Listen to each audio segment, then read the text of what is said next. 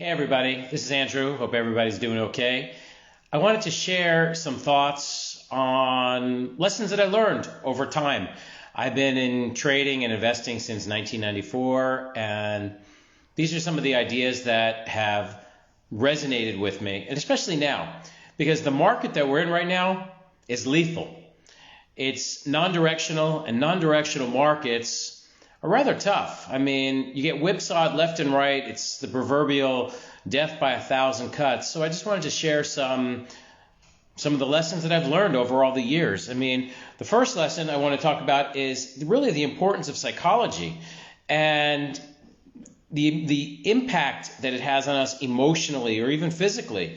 And before I say that, it's like one needs to really digest the fact that any trade or investment is 50-50. There's no certainty. There's no guarantee that even with the best fundamental analysis or the best technical analysis, and I like doing the combination of both, that the trade has to work. So really what you have to do is in order to be a successful trader, is to digest this and know this, and really not just focus on your trading, on what you're doing, but focus on yourself. That means eating right, exercising, having the right mental outlook.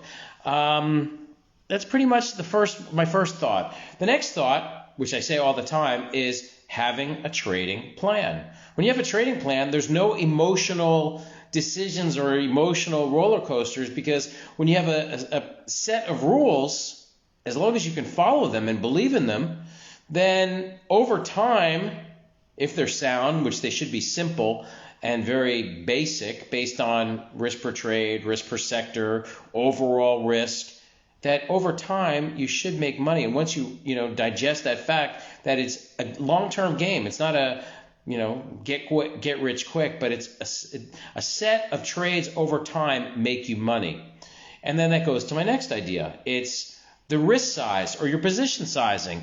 When I'm putting on a trade, depending if it's the commodities, the long term or the short term, basically with commodities, I'm risking really less than 0.5% of my account to see if a trade works, just due to the massive leverage. With stocks, believe it or not, basically on my short-term trading, I'm looking really only hold 5, maybe 7 stocks, and with an equal allocation, let's say, again, it's no more than, let's say, 20% per idea, because that's the only way you really hit the ball out of the park on the short-term trading. It's when everything lines up. The market lines up, the stock lines up fundamentally. Again, that's the strongest stocks and the strongest sectors, and when the market's healthy. And then the technical, and you're buying a breakout, and then you're putting on, again, if it's my short-term stuff, actually all of it, I'm risking 7, like if it falls 7%, I'm out. Because if you're running these stops, you survive another day. The other thing I always talk about is, the people, poo-poo and scoff at it. Cash is a position.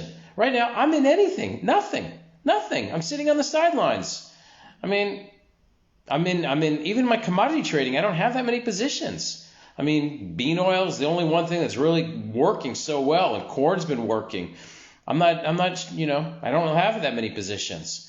And with the short-term stocks, nada. Because my ultimate sweet spot is when my 20-period exponential moving average is above my 50 on the NASDAQ, and that's not where we're at. We're below the 50-period exponential moving average. And then even on the long-term stocks, so many of them are underneath the 50-period exponential moving average, which I don't want to be involved in that. It doesn't make me any money. The other thing, too, is during these non-busy times, it's a time to, let's say, cut back. Like today I had a great day, went for a long walk, super long walk in this amazing weather that we have here. But also I'm looking at my prior trades and trying to make my understand what I did right and what I did wrong, and to learn from my mistakes. So you print up every chart in order to, again, do a review of them.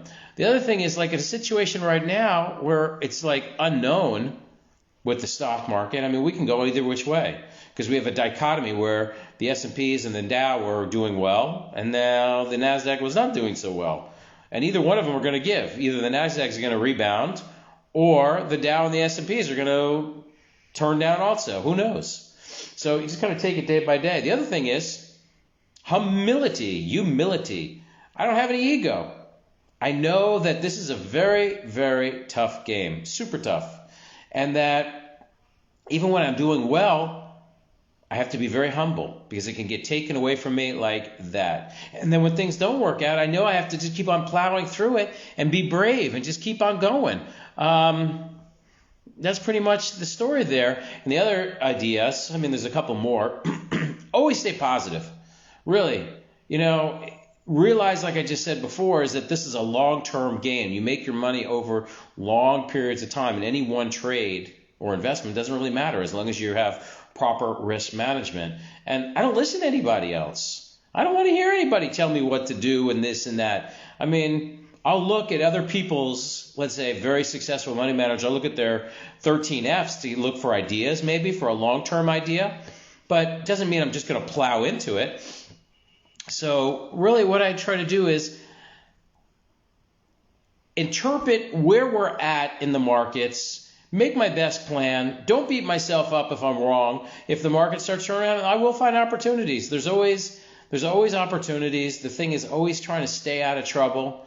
And this is what, again, if I look back now on what the tenets of good, successful trading are. I hope this helps. If you have any questions, just send me a message. Thanks, everybody.